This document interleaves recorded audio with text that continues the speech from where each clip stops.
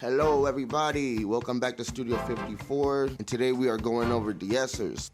A de-esser is a simple tool that goes a long way in making your mix sound professional. A de-esser allows us to compress the sibilants in our vocals. Sibilants is a type of sound that often sounds harsh in context of recording. Typically, the S and the T's are the worst offenders. The rest of the vocal chain can sound perfect, but words like speciality may sound overwhelming because of the sibilants.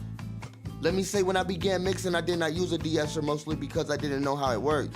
Although sibilants is one of the many problems to fix in a radio-ready vocal.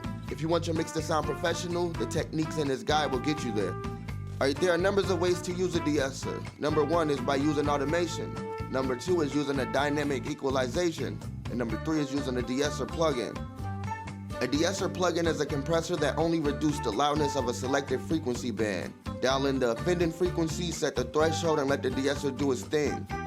There are many occasions where the de-esser does not totally reduce the effects. In this case, a combination of de-essing, equalization, and automation if necessary. How to use a de-esser.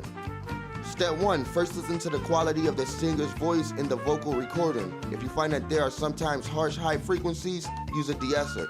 Identify the peaks. Listen to the loudest peaks and use the sections to adjust the settings on the de-esser. To adjust the settings, insert a de-esser on the vocal track, where you can use the threshold as an automatic compressor.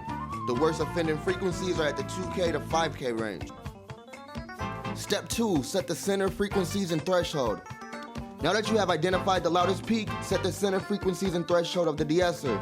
The center frequency is the range that will compress the most once the threshold is reached. This setting should be adjusted to the frequency area in which the sibilance occurs.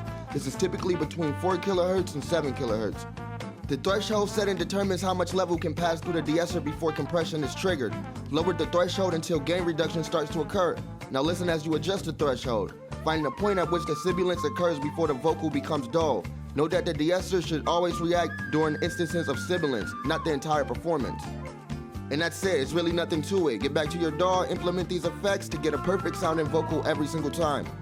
As always, thanks for watching. Don't forget to like, subscribe, and share this with anybody that you think can use it. And as always, stop, look, and play.